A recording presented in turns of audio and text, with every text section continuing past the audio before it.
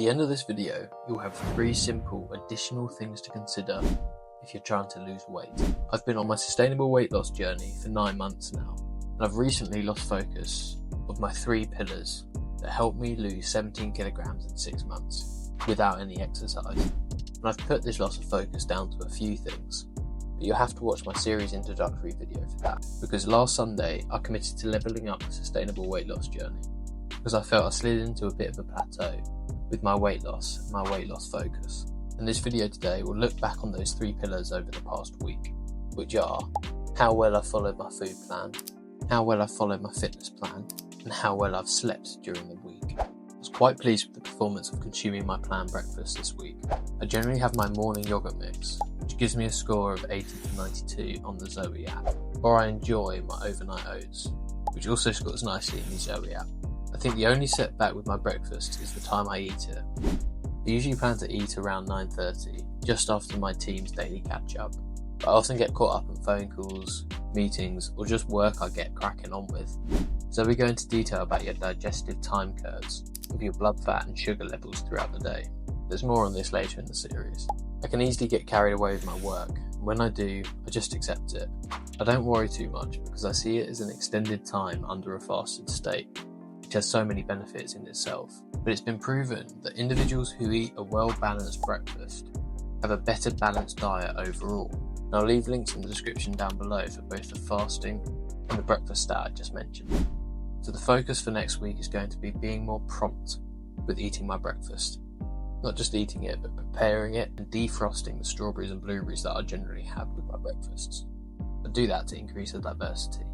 There's a couple of other areas that I need to focus on, which you'll hear about throughout the video. I seem to constantly forget to get my lunch out the freezer when I wake up, which is the main common occurrence this week and going to be a key focus of mine next week. I know it sounds simple, but I just keep on forgetting, and it keeps on throwing me off my food plan, like I often do with my breakfast. Whenever I get carried away with my work, I generally end up treating my breakfast as my lunch. I just serve myself a slightly bigger serving. So for instance, if I'm having my yogurt mix, I have 130 grams of Greek yogurt instead of the normal 100 grams. Or I'll add some Greek yogurt with my overnight oats, because after that I'll then attempt to not eat until dinner to help with the digestive time curves for my blood fat and my blood sugar throughout the day, like I mentioned earlier. But I'll almost always have a flat white in between my lunch and my dinner. And so forgetting to get my food out of the freezer happened 4 times out of 5 this week. The only reason it wasn't 5 out of 5 was because I took a serving stored in the fridge to work on, so there was no defrosting to do. This hasn't just happened the past week. I've noticed I tend to forget my lunch out of the freezer most mornings. So as I said, I'm really going to focus on this next week. And yes, eating less may sound good, but that's never worked for me, and this is what this whole channel is about. It's finding the things that I need to do to lose that weight that I've always dreamt of losing. Because shifting the schedule of my meals ultimately means I'm going to limit myself from the overall diversity of the food I eat throughout the week. And that leads me on to my dinner, where again, due to shifting my breakfast to a lunch timing, I was therefore doing the same for my dinner and having my lunch, which is nice because I saved money through using the food that I bought earlier that week and through limiting my Uber Eats orders. So I thought, well, that is a bit of an anticlimax. I ordered Uber Eats 3 times this week. Once because I was still hungry after eating my lunch for dinner, and I knew I was going for a bike ride the next day. That was Monday evening. The second was a little sweet treat whilst I was watching my football team play football Wednesday night. And the third was my dinner for Friday, the pizza at 40% off. I had a relatively heavy week with regards to my full-time job and finished late on Friday, which is why I treated myself. And I think that's fair, but that is enough treating myself for the week. Saturday's teeing up to be a really good day, and on Sunday morning I took advantage of the one good looking day of weather from the past week and went for a lovely bike ride. I like to split my bike ride now, so I split the journey there, the laps, and then the journey back, and this is because I want to isolate the laps themselves, and I'm not having to deal with London traffic. And it felt good today, and that's probably down to my good sleeping and my good eating throughout the week, and was my second good bike ride of the past week. And on Tuesday, I had some time during my working day to get out on the bike for a little while, which was nice because that was the first proper spin I've had in months. I felt so good after it.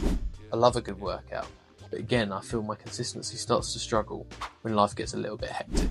I could have done more stretching this week as well, But I'll take pleasure in the fact that I've actually got out and spun my legs for the first time in absolutely ages.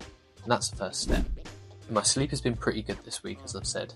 I feel well rested this week, and I think that's because I've had a relatively good balance of food, fitness, intense days at work, and side hustling, tiring me out quite well.